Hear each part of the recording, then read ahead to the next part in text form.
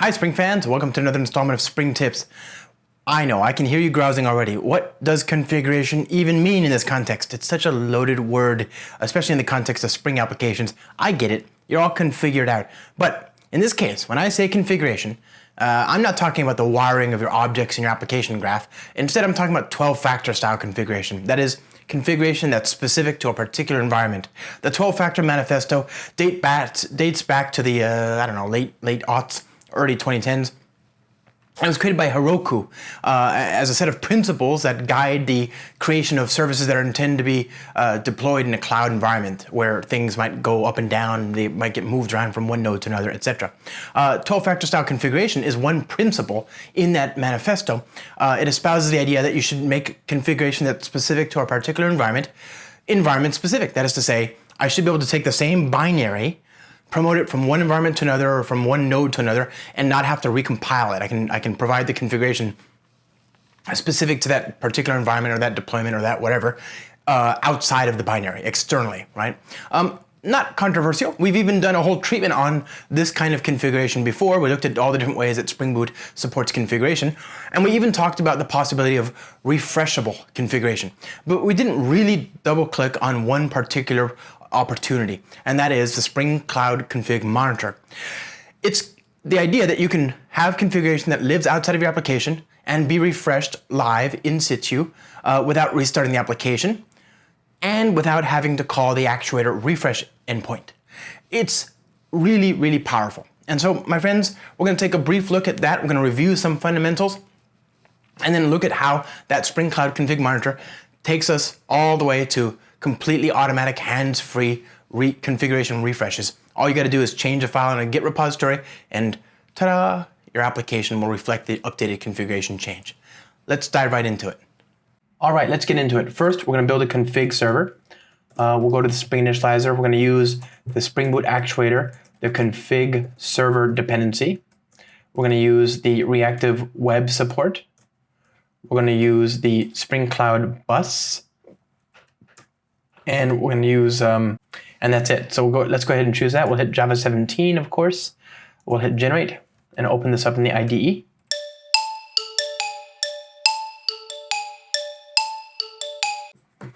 All right, let's build the config server. So the first thing that we need to do is to specify that we want a config server, which we have to opt into. So we say @enable config server. We'll go to the property files.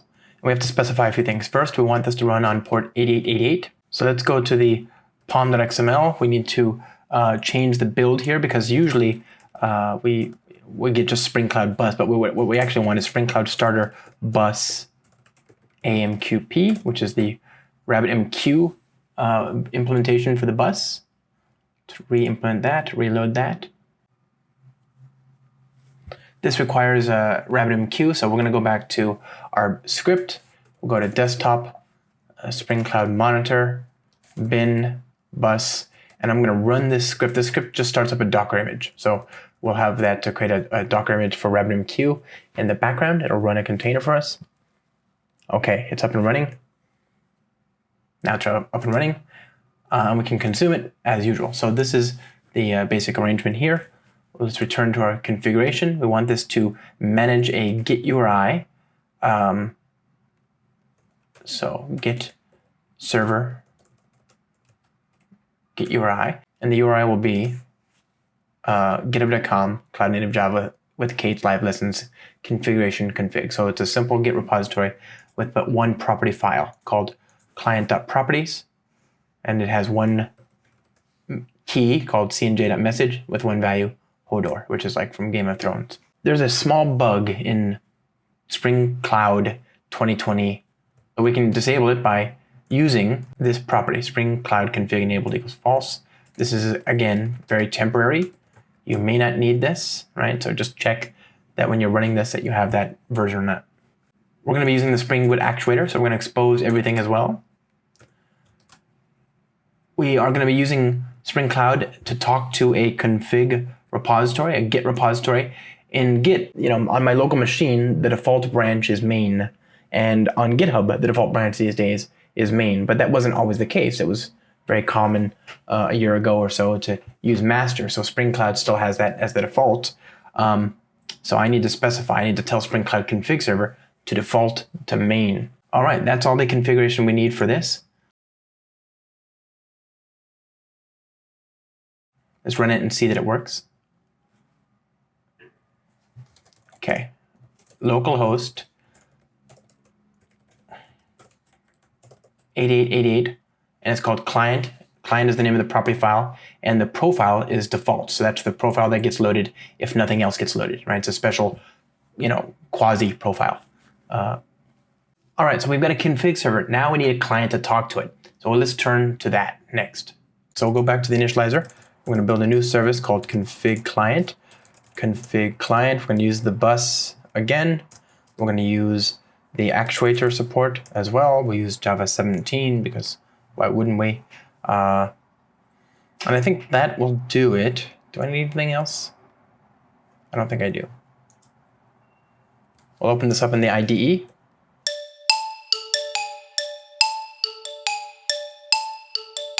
Just like last time, I'm going to go to the build and I'm going to change the dependency for Spring Cloud Starter Bus.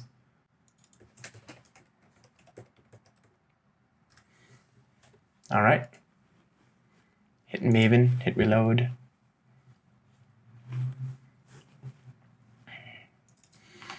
Okay. So our client is just going to have a single REST controller.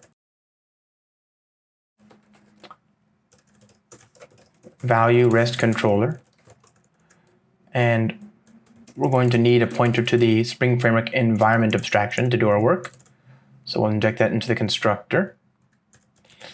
And we want to be able to read the value. So private string read value, return this dot environment dot get property cmj.message. And we'll read that a couple places. We'll read it from when people ask us to via the HTTP API. So this.read value.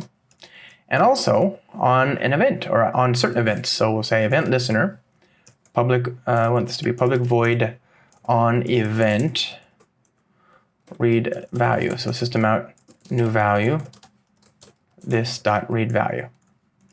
And the events we're going to listen to in particular are the refresh scope refreshed event and the application ready event. So when the application starts up, this will get called. And when there's a refresh event from the Spring Cloud config server with the refresh scope, this will get called. And we'll just print out what we see at those times. Okay, and so this is a one-time thing, really. It's only going to happen when the application. Okay, so we're going to create an event listener, and the event listener will listen for two events: application ready event, which will get called when the application starts up, and we'll have refresh scope refreshed event, which will get called when the Spring Cloud config server updates its value and we issue a refresh event using the refresh actuator endpoint. So let's go ahead and try this out. Let's just already, I think we've got something kind of interesting in terms of our code. We need to configure it, of course. We'll tell our application to identify itself as the client. We're going to tell it to talk to the config server here on localhost 8888. And of course, this is optional. We'll tell our application to bring its config from the config server, not the config tree. This is a URI. This is a scheme, and there's a URI component to this. And you could actually just put, Spring Cloud.config.uri here. You could put a string literal, of your own here. If you don't specify it, it'll look for spring.cloud.config.uri, which of course defaults to localhost 8888. And the last thing we want to do is, of course, expose all the endpoints because this is using the actuator. All right, so there's our application. Let's go ahead and start it up. Okay, there's our configuration. There's our application. We need to make sure that we have a web server running.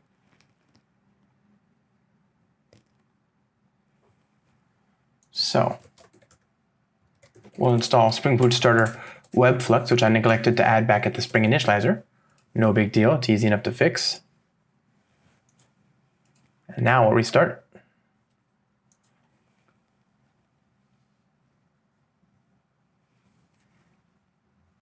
So now we go to the browser, and there's our response. Okay, let's see that we can see the new result with the actuator endpoint. We'll go to GitHub again.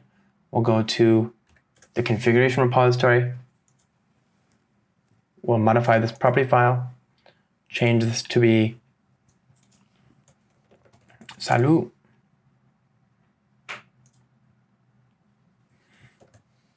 And now we'll go back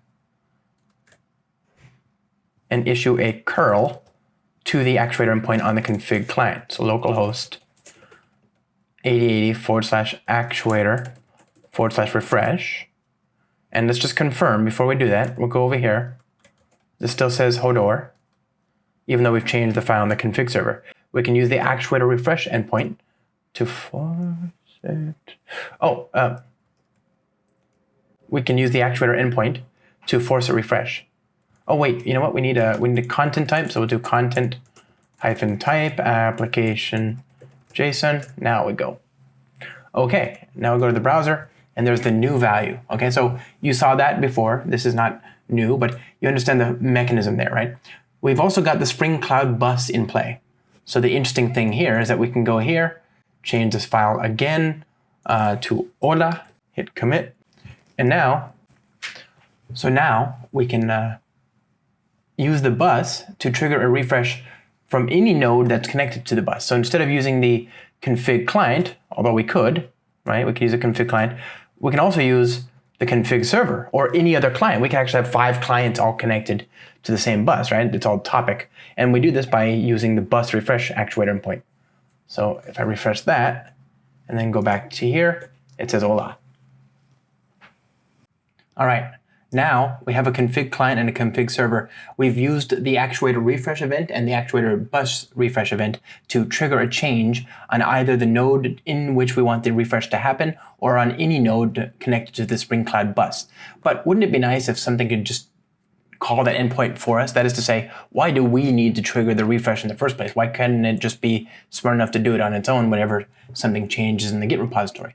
And that's precisely what's enabled if you use the Spring Cloud config monitor. So let's go back to the config server here. We'll add a new dependency, Spring Cloud config monitor.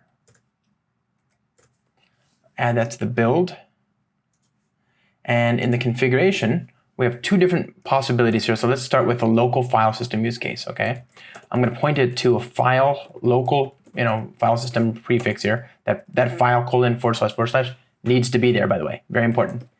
And we're going to point it to a directory called source. So make dir source, cd source, git init, touch, echo cnj.message equals ni hao client.properties, git add client.properties, git commit. Okay, so this is my local directory, client.properties. It's got a message. All right, so that's all I've done. I've changed this to use Spring Cloud Monitor. I'm going to restart the server here, and then we'll restart the client to make sure everything's okay.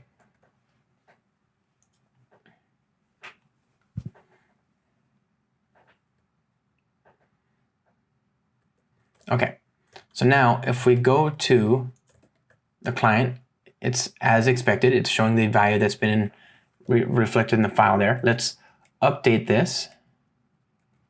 So Emacs client.properties and git commit -a YOLO. Okay, so I'm going to update the property to say ni hao exclamation mark.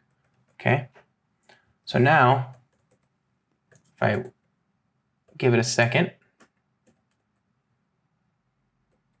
it automatically changes in the client, right? Even though the monitor lives in the config server, it's monitoring that Git repository. As soon as it perceives a change, it then sends a message, and that message goes throughout the bus, and all connected clients see the new configuration. Not bad, right? Well, it gets even more crazy. Okay, let's suppose I had a local copy of this. I'm going to git clone this, and this is basically the same as this is the same as this repository, except that there's a remote source, right? So git clone this, move configuration to source, cd source. Okay, so it's still a local file. I've updated the file here locally. It says client.properties. So let's go ahead and restart the config server.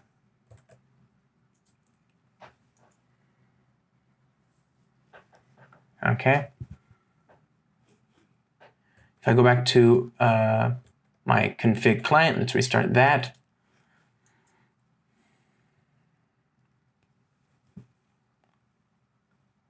Okay, so it still says, now it says howdy because that's what's in Git, right? In my GitHub file here, howdy, right? Now, I want to change this. So I'll say howdy exclamation marks, git commit, and then we wait. It's already seen the local change, but will it see the remote change?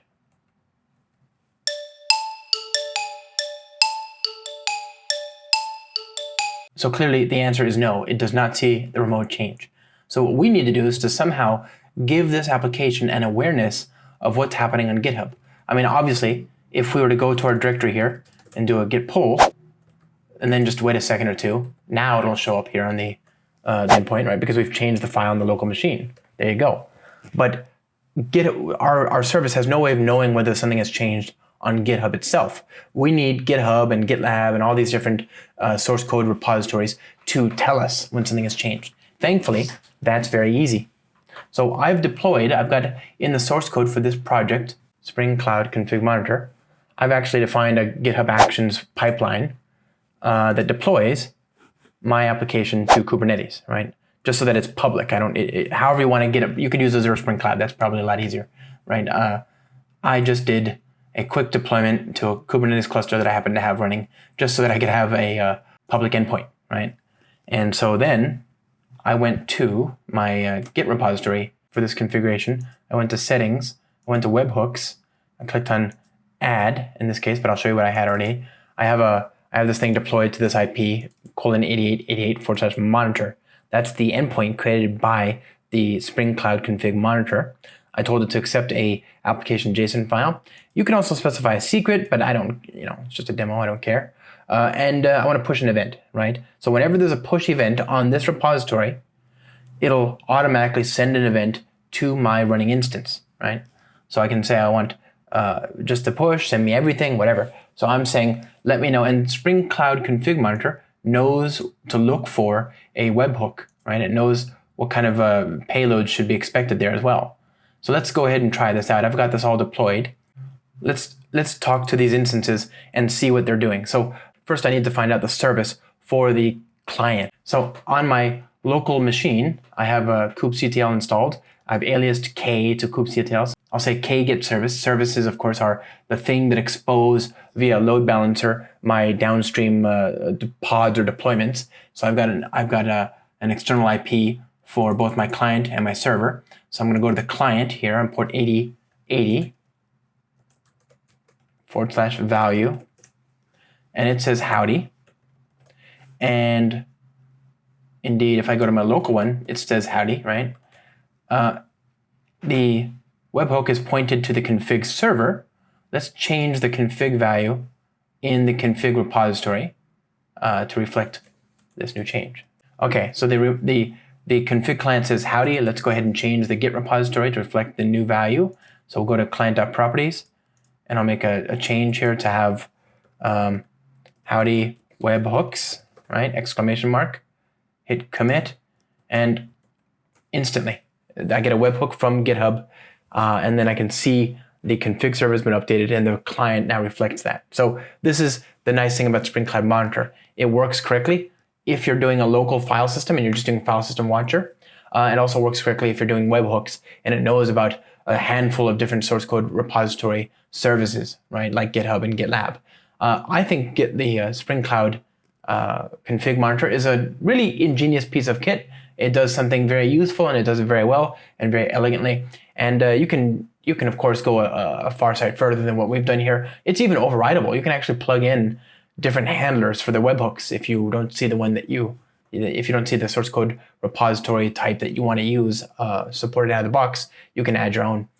So it's a very, very unique piece of software in that it does something so key and it just plugs in. If you need it, great. If you don't need it, okay, you might go in your entire career and never know it existed, but it's just really, really useful. And it makes the Spring Cloud config and the Spring Cloud config server all that much more useful as well.